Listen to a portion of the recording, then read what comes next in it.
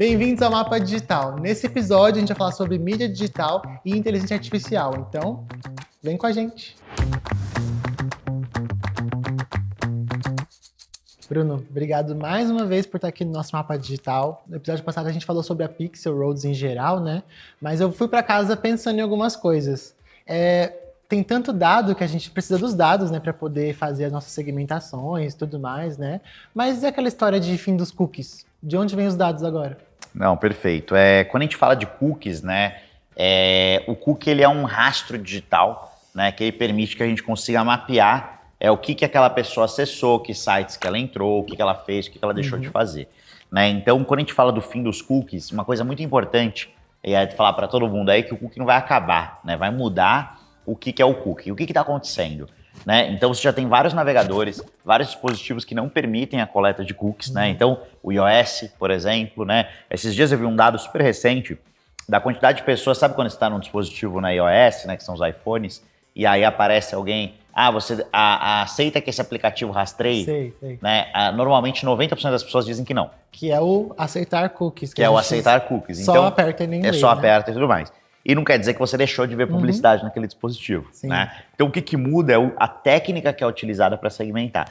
Então, quando o Google, né, fizer a retirada dos cookies de terceiros, que não são os cookies implementados via próprio Chrome, em algum momento, o jeito da gente segmentar, o jeito da gente criar essa audiência vai mudar. Mas uma coisa legal é que a Pixel hoje ela já está integrada com o Google. Ou seja, quando essa virada acontecer, você não precisa se preocupar com nada, porque basicamente pouco ou quase nada vai mudar. O que vai mudar é que algumas audiências de terceiro talvez deixem de existir para outras novas começarem a existir. Então, quando a gente fala de cookies, assim, gera muita preocupação, né? Mas pode ficar tranquilo que do nosso lado, além de integração, acesso e tudo mais, a gente também está olhando isso. Você falou de cookies de terceiro, mas segundo, primeiro, tem outro tipo de cookie? Tem outros tipos de cookies. Então, vamos lá. Acho que é até legal, uma ótima pergunta. O que são os cookies de terceiros? São cookies que eu comprei no mercado, né? Então, por exemplo, pessoas que gostam de tênis branco. Cookies digitais. Cookies digitais, tá bom? Não é aquele balduco, infelizmente. Mas, então, são cookies que eu comprei no mercado, né? Então, esses cookies que eu comprei no mercado, eles são audiências que a gente comprou para segmentar. Você também tem os cookies primários, né? Ou seja, audiências primárias. Que é o quê? Pessoas que acessaram o meu site, pessoas que acessaram o meu aplicativo. Sim. Né? E aí você tem também o que eles chamam de audiência secundária, que basicamente é quando eu pego uma audiência primária, ou seja, todo mundo que entrou no meu site no último ano, e enriqueço essa audiência com um dado de um terceiro. Então eu pego com a Mastercard o cartão de crédito que elas têm e classifico elas em alguma classificação que eu quero. Né? Então você tem esses tipos de cookies e audiências ali, que são coisas ali que se entrelaçam. Né? O cookie basicamente é um pequeno arquivo que você instala no dispositivo da pessoa, ele acompanha a pessoa aonde quer que ela vá navegando e vai registrando os sites que ela visitou, o que ela fez, o que ela deixou de fazer. Entendeu-se que isso não era a maneira mais privativa de se acompanhar um usuário. Então essa tecnologia está evoluindo, né? Não é que ele está acabando, ele só está evoluindo. Então a partir daqui a gente vai ter os first party, que são os cookies primeiros, seria isso? Isso, e também vamos ter cookies terceiros, só que esse cookie terceiro vai ser coletado de uma maneira diferente. E uma coisa legal de se falar é que esse first party, ele fica cada vez mais importante, porque as marcas que tiverem mais dados proprietários no futuro vão ser as marcas que vão se destacar, porque elas vão ter mais dados para fazer publicidade. E aí o que a Pixel é muito legal? A gente falou bastante disso nos últimos episódios, principalmente no último. Quando você cria uma conta, aquela conta ela carrega toda a informação sua e dos seus clientes, se você é uma agência, um gestor de tráfego, e aí o que ela vai fazer? Ela vai agregar isso, acompanhar isso ao longo do tempo. Então, toda essa gestão de dados, né, primários, então eu quero mapear pessoas que entraram no meu site, mapear pessoas que entraram em páginas específicas, você consegue fazer isso direto na plataforma, sem ter o custo de contratar uma DMP ou essas coisas também, mais uma vez, de graça, sem custo nenhum. Entendi.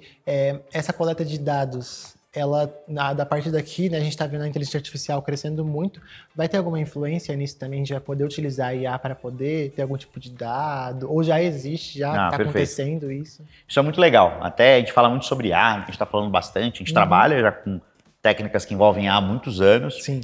Mas uma coisa que é muito clara sobre inteligência artificial, que as pessoas acabam não levando em consideração, é a importância do dado. Tá? Porque o modelo de inteligência artificial, ele é um modelo de computador, né, que vai tentar replicar um pouco de como a mente humana funciona. Né? Então você tem várias técnicas, você tem redes neurais, por exemplo, que tentam imitar como o nosso cérebro pensa. E basicamente são jogos de lógica mega sofisticados Mas para eles acontecerem, eles precisam de dados. Entendi. Né? Então qualquer inteligência artificial sem dados, ela é uma inteligência artificial burra, ela não é uma inteligência artificial. A gente tem que tirar a inteligência do nome, porque ela depende de dados para não só aprender, Sim. como aprimorar. Então, você ter seu dado proprietário, você ter uma gestão unificada do seu dado, você ter isso de maneira organizada, não é uma frescura para marcas ou gestores que são bem organizados. É cada vez mais importante. No futuro, com inteligência artificial, né, a inteligência artificial como plataforma, como ferramenta, quem vai se destacar não vai ser necessariamente quem tem os melhores modelos. Porque os melhores modelos provavelmente vão ser públicos. Custa muito caro você construir um modelo vencedor e guardar ele numa caixa. Por isso que o ChatGPT é quase de graça. Você paga $20 se você quiser uma inteligência que custa uma fortuna só por R$100 por mês. Por quê? Porque eles precisam que muita gente use para o modelo ficar mais inteligente e ter mais valor.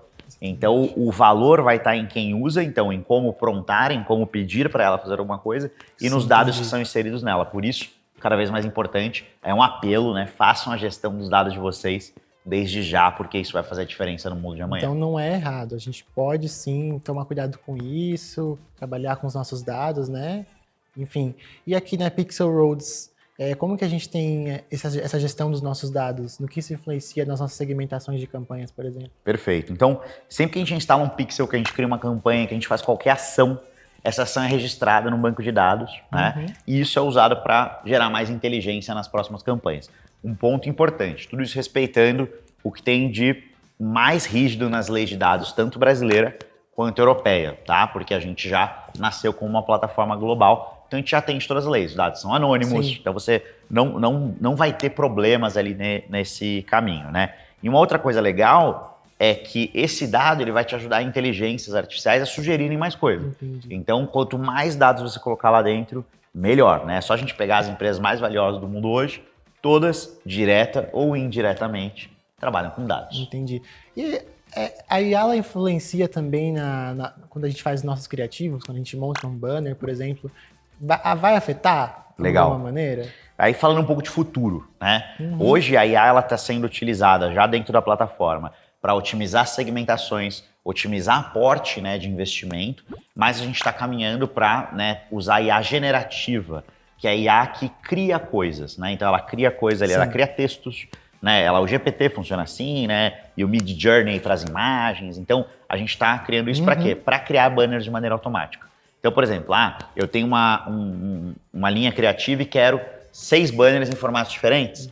A gente vai ter uma inteligência artificial que vai fazer esse recorte para você.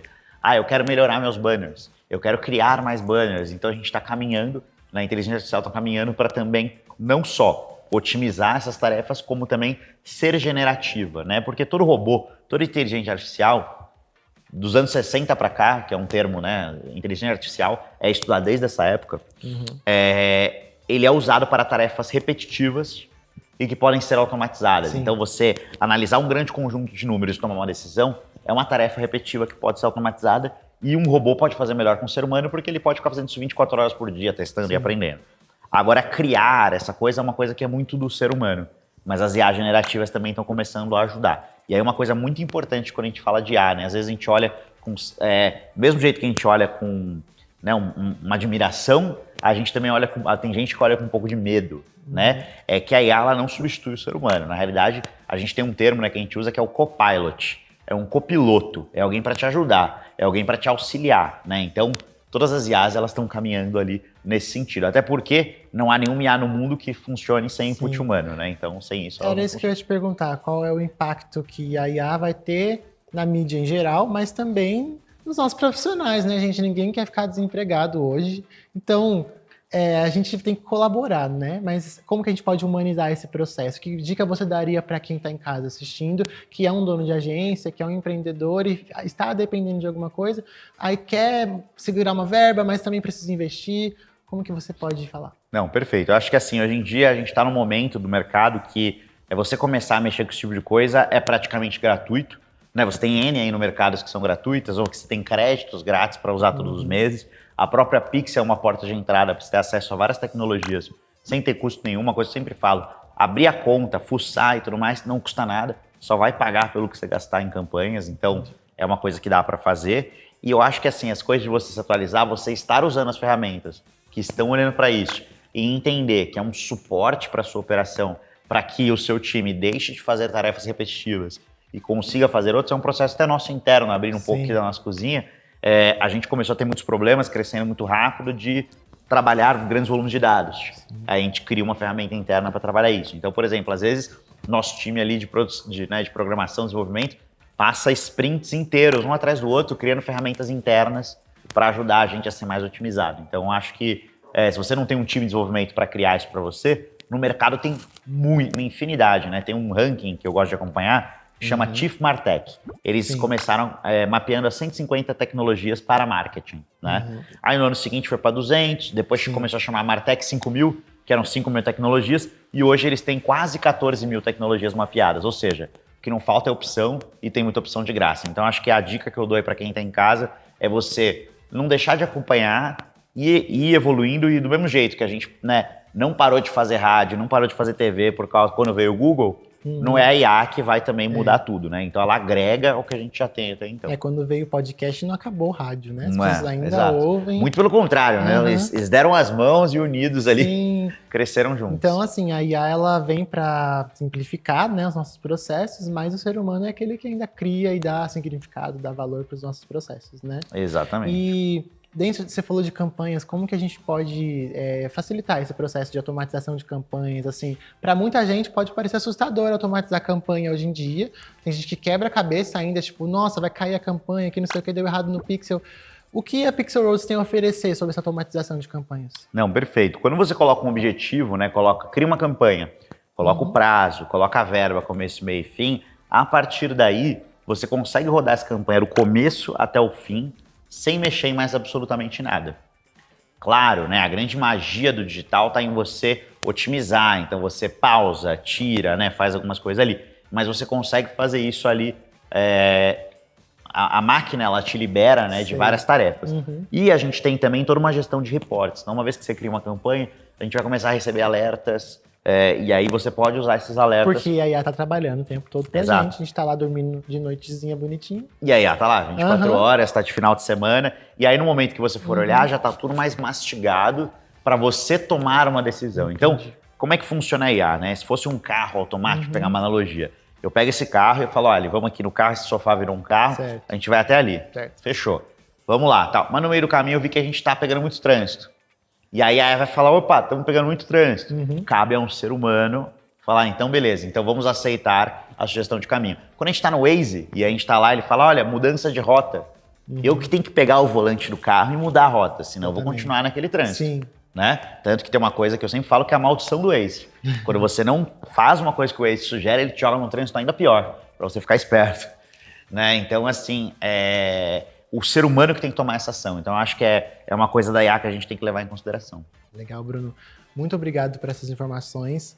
A IA não é um bicho de sete cabeças, não veio para assustar ninguém, mas veio para facilitar a nossa vida, né? Exato. Agregar aí. Então é isso. Nesse episódio a gente aprendeu sobre o futuro dos cookies e a inteligência artificial, como ela veio para cooperar com a gente. E no próximo episódio a gente vai falar sobre vantagens exclusivas para você que é gestor de tráfego, agência ou empreendedor aqui na Pixel Roads. Então fica ligado no nosso canal e até a próxima.